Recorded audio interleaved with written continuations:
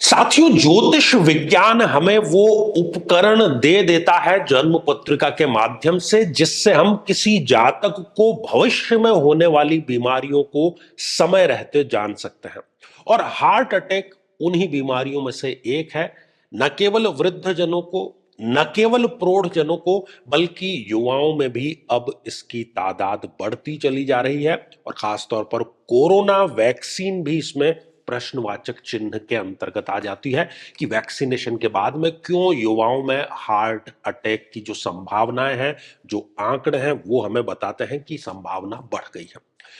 तो हम इस चैनल के माध्यम से साथियों, और खासतौर पर इस श्रृंखला के माध्यम से यही जानने का प्रयास कर रहे हैं कि जन्म पत्रिका में कब ऐसी योगा योग निर्मित होते हैं कि भविष्य में हार्ट अटैक की संभावना रहती है। और मैं चाहता हूं कि आप अपनी जन्म पत्रिका अपने समक्ष खोल करके रखें, ताकि जो दूसरे बिंदु हैं उनसे भी टैली हो जाए चीजें। और मिथुन लग्न की आज हम बात करने जा रहे हैं। तो मेरे बहुत ही प्रिय और बेहद सम्मानित साथियों, हृदय की असीम गहराइयों से अभिनंदन, बहुत बहुत हार्दिक स्वागत। साथियों, ये रही मिथुन लग्न की जन्म पत्रिका। और मिथुन लग्न में सूर्य देव एक अति मारक ग्रह होते हैं। यदि अभी तक आपने अपने लग्न से संबंधित एपिसोड नहीं देखा है, तो यहां आई बटन में हमने आपको उसका लिंक प्रोवाइड करा दिया है, जाकर के उसको जरूर देखें और सजगता जागरूकता का परिचय दें। तो मिथुन लग्न में वैसे ही सूर्य एक अति मारक ग्रह है, मतलब बुरे परिणाम, मतलब शुभ परिणाम नहीं, अशुभ परिणाम। तो सूर्य यदि नीच राशि के होकर के इस पंचम भाव में विराजमान है, तो वो हार्ट अटैक की संभावना यहां पर अवश्य देते हैं, क्योंकि सूर्य जो है वो कारक है हमारे सीने में जो दिल धड़क रहा है उसके उसके चलने के। तो उसकी गति में अवरोध का कहीं ना कहीं ये सूचक हमें मिल रहा है स्पष्ट रूप से। इसके साथ ही ये संतान से संबंधित भी कोई ना कोई समस्या अवश्य दे देता है। आकस्मिक धन हानि जीवन में होती ही रहती है। शेयर मार्केट का कार्य ऐसे व्यक्ति को कभी भी नहीं करना चाहिए। साथियों, सूर्यदेव यदि इस छठे भाव में विराजमान है, तब भी वो इस प्रकार की समस्याएं इस जातक को हृदय से संबंधित अवश्य दे देता है। और आसपास जब वो देखता है तो उसको ज्यादातर लोग अपने शत्रु ही नजर आते हैं, खासतौर पर जिनकी उसने बहुत मुश्किल समय में मदद की है, वो भी शत्रुवत व्यवहार करना प्रारंभ कर देते हैं। साथियों, सूर्यदेव यदि इस अष्टम भाव, इस मृत्यु के भाव में विराजमान है, तब भी ये इशारा है हृदय रोग का, ये मृत्यु तुल्य कष्ट का, ये यहां पर हमें इशारा दे रहा है। कहीं ना कहीं ये ससुराल पक्ष से संबंध भी खराब करता है और पेट और पाचन तंत्र संबंधी भी ये रोग अवश्य ही दे देता है। साथियों, सूर्यदेव यदि इस द्वादश भाव में विराजमान हो जाए, तब भी वो हार्ट अटैक की संभावना जो है उससे इनकार नहीं किया जा सकता। और वैसे भी मेडिकल के पेटे जो इनका खर्चा है, डॉक्टर दवाइयों के पेटे, वो सदैव इनका बना ही रहता है। साथियों, यदि इस जन्म पत्रिका में कहीं पर भी सूर्य देव राहु के साथ में आकर के विराजमान हो गए, सूर्य और राहु की युति यदि जन्म पत्रिका में है, तो हम इसको एक प्रकार से ग्रहण योग कहते हैं। और ग्रहण योग भी इस प्रकार की संभावनाएं हमारे जीवन में लेकर के आ सकता है। व्यक्ति जो है वो भ्रम की स्थिति में सदैव रहता है, शरीर में कोई ना कोई इन्फेक्शन उसके बना ही रहता है। साथियों, जन्म पत्रिका में यदि कहीं पर भी सूर्यदेव केतु के साथ में विराजमान है, केतु और सूर्य की यदि युति है, तब भी इस प्रकार की संभावनाएं जरूर बनी रहती है। और व्यक्ति जो है वो इंट्रोवर्ट रहता है, कहीं ना कहीं उसको अकेला रहना अधिक पसंद आता है। साथियों, जन्म पत्रिका में कहीं पर भी यदि सूर्य और शनि की युति है, इस जन्म पत्रिका की हम बात करें तो, तब भी इस प्रकार की समस्याएं, नर्वस सिस्टम की समस्याएं, और शनि चूंकि देरी का कारक है, तो हर एक कार्य में ये देरी इनके सुनिश्चित अवश्य कर देता है। साथियों, इसके अतिरिक्त दो और युतियों पर हमारा जो है वो ध्यान जरूर आकृष्ट होना चाहिए, और वो है सूर्य और चंद्रमा की युति। सूर्य और चंद्रमा की युति यदि खासतौर पर मिथुन लग्न में है, वो अच्छी नहीं मानी जाती, क्योंकि ये दोनों ही अति मारक ग्रह हैं। तो मानसिक पीड़ा इस युति के कारण इनको अवश्य रहती है और हार्ट अटैक जिसकी हम बात कर रहे हैं उसकी भी संभावना यहां पर अवश्य बनी रहती है।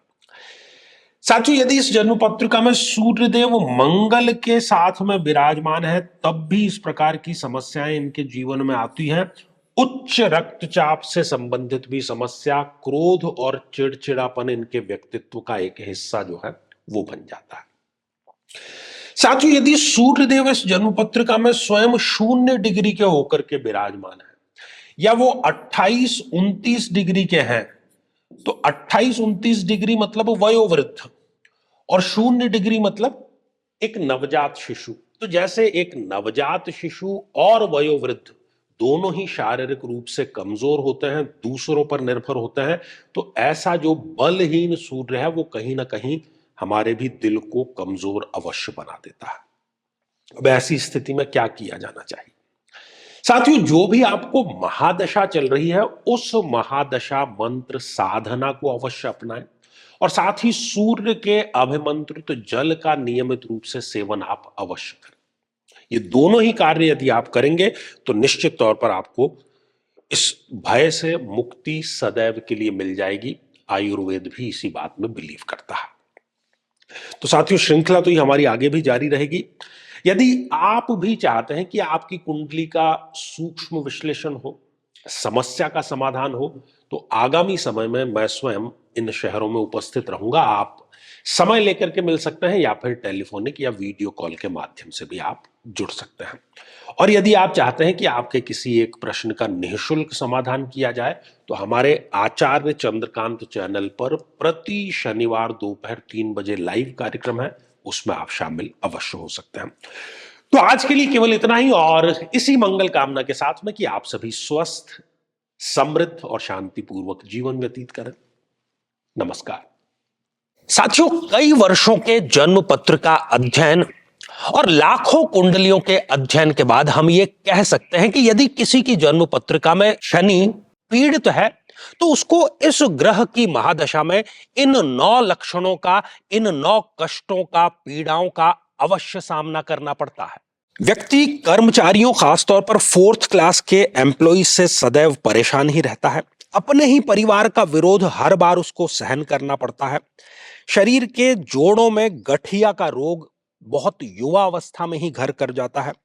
पूरी की पूरी ये दशा इनके लिए मृत्यु तुल्य कष्ट लेकर के आती है और हर एक कार्य में इनके देरी अवश्य होती है। झूठे इल्जामों का इनको सामना करना पड़ता है। बदनामी के कारण इनका कई बार घर से निकलना दूभर हो जाता है और किसी केस में तो जेल योग तक का इनके समीकरण जरूर बनता है। व्यक्ति कई बार आलस्य के चलते आवश्यक कार्य को भी टालता चला जाता है।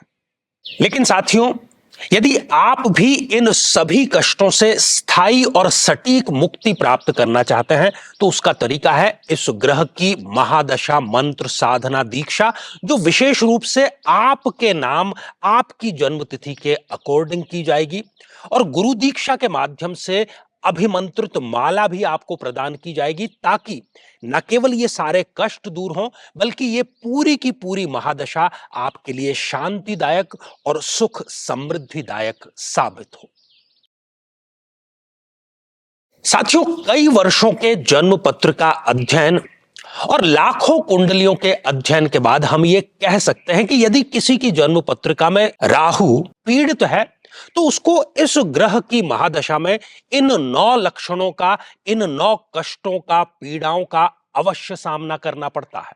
ये भ्रम की स्थिति पैदा कर देता है। व्यक्ति ये निर्णय नहीं ले पाता कि उसके लिए सही क्या है, गलत क्या है, और यदि वो निर्णय ले भी लेता है तो वो निर्णय उसके लिए आत्मघाती साबित होता है।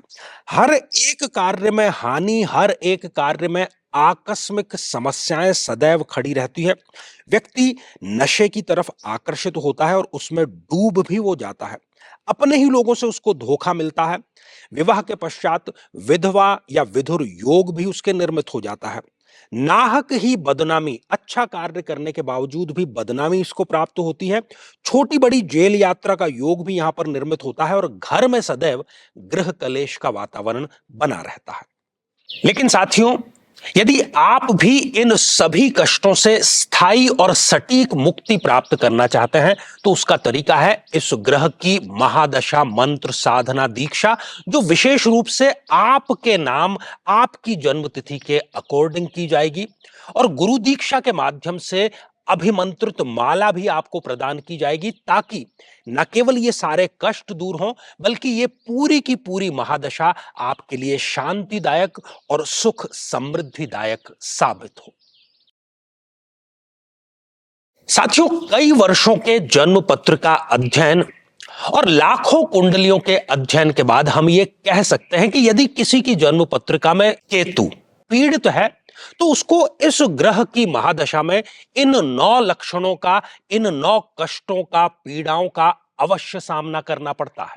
किसी न किसी प्रकार की तंत्र बाधा का बना रहना, बहुत आसानी से और बहुत जल्दी नजर लग जाना, त्वचा अर्थात स्किन से संबंधित रोग हो जाना, व्यक्ति का अकेलेपन का शिकार हो जाना, किसी न किसी प्रकार का झूठा कोर्ट केस इन पर होता है, व्यक्ति डिप्रेशन में जाकर के नशे का सेवन करना शुरू कर देता है, कितना ही अच्छा कार्य करे लेकिन उसके पक्ष में केवल बदनामी ही आ जाती है।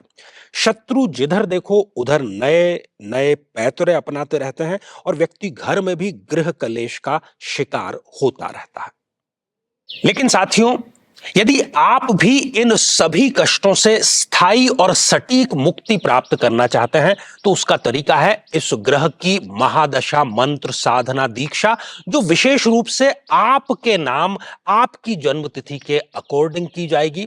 और गुरु दीक्षा के माध्यम से अभिमंत्रित माला भी आपको प्रदान की जाएगी, ताकि न केवल ये सारे कष्ट दूर हों, बल्कि ये पूरी की पूरी महादशा आपके लिए शांतिदायक और सुख समृद्धिदायक साबित हो।